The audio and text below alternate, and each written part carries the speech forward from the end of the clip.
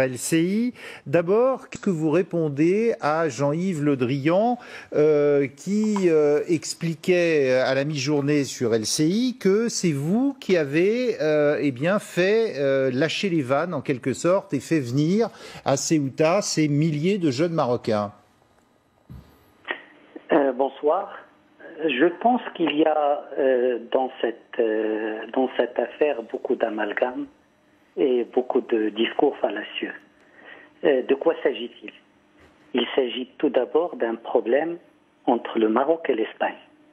Un problème politique, et j'ai entendu dans votre plateau que c'est parce que l'Espagne a accueilli quelqu'un pour le soigner et que le Maroc est tenu de contester ça. C'est pas ça la réalité.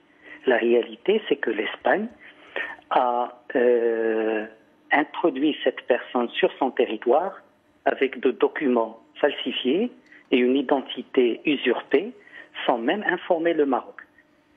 La réalité, c'est que cette personne est poursuivie en Espagne.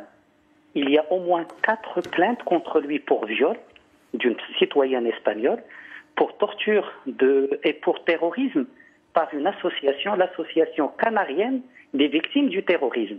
Donc il s'agit d'un cas d'état de droit, d'application de la loi d'abord espagnole et de l'intervention de la justice espagnole.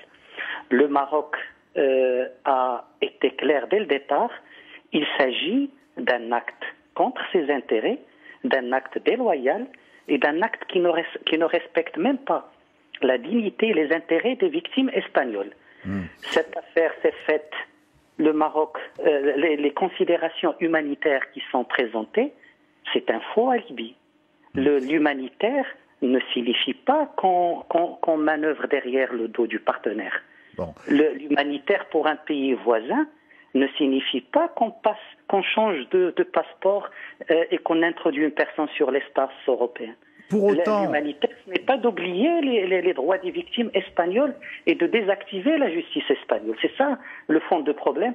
Ce n'est pas que le Maroc crée un problème parce que l'Espagne souhaite soigner quelqu'un. On comprend votre point de vue, monsieur le ministre, mais pour autant, si vous parlez d'humanitaire, ces images ont choqué le monde entier de voir des milliers de jeunes Marocains tout d'un coup filer vers Ceuta, plus de 8000 en une semaine, et l'Espagne qui dit mais qu'est-ce qui se passe? Ça a été jamais comme ça. Avant, le Maroc retenait ces jeunes ressortissants et là ne les retient plus. Et ce sont des drames humains épouvantables.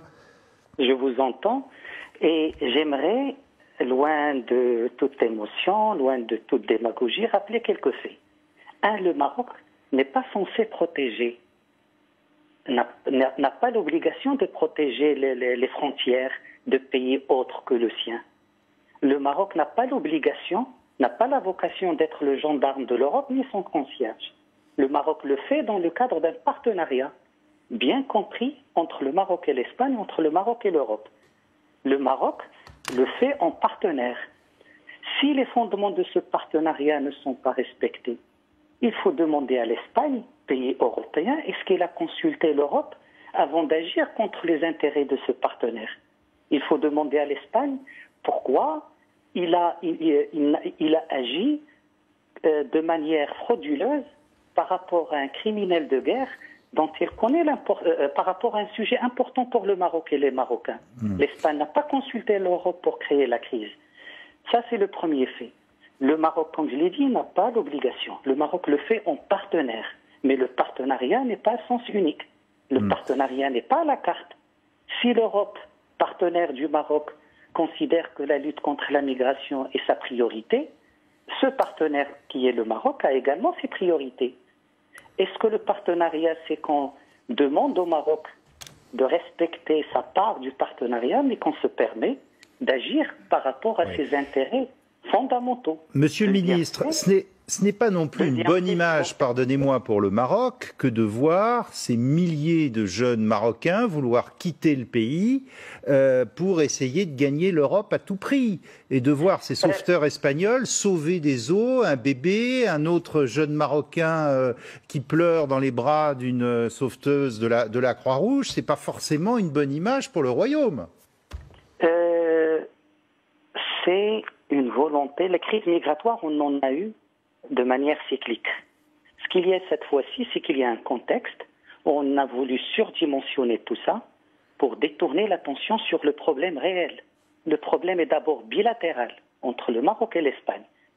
Vouloir impliquer l'Europe, vouloir européaniser le problème à travers la question migratoire, c'est détourner l'attention. La crise est bilatérale entre le Maroc et l'Espagne. Et sur la question migratoire, le registre du Maroc est bien connu. Je vous donne 4 chiffres.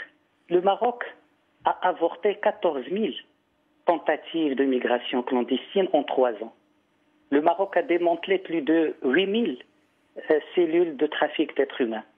Le Maroc a avorté 80 tentatives d'assaut sur la ville de Ceuta.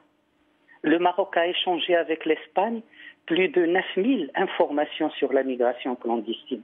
L'Europe ne s'est jamais souciée de son flanc ouest. Ce n'est pas parce que ce flanc n'est pas utilisé par les mafias de trafic d'êtres humains. C'est parce qu'un pays a mobilisé 20 000 de ses forces de sécurité quotidiennement qui protègent ses côtes. Bon. Monsieur le ministre, dernière... Pas par obligation.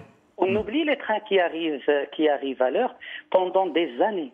Bon. Le Maroc a rempli son obligation en partenaire, pas en contrepartie financière comme je l'entends.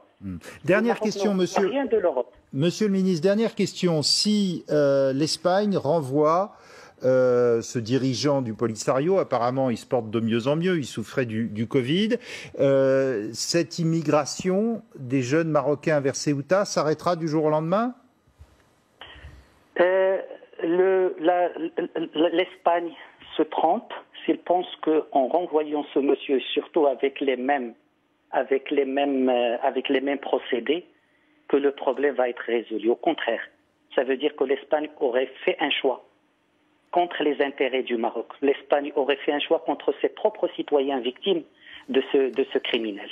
Le Maroc en tirera les conséquences. Pour le Maroc, l'Espagne a créé une crise par des actes. L'Espagne, par les actes encore, doit résoudre cette crise. Mais on en sort comment de cette crise, monsieur le ministre, alors ?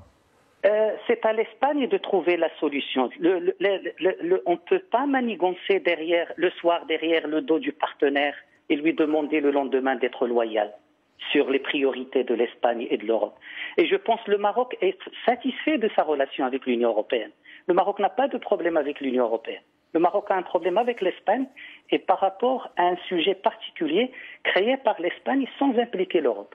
Et je pense que c'est à l'Espagne de régler ce problème, c'est à l'Espagne de mener une enquête d'abord sur comment ce monsieur est entré, pourquoi on a changé son passeport, pourquoi on a changé son identité et pourquoi on a désactivé la justice par rapport à des crimes abjects qu'il a commis contre des citoyens espagnols. Merci beaucoup. Merci, monsieur le ministre.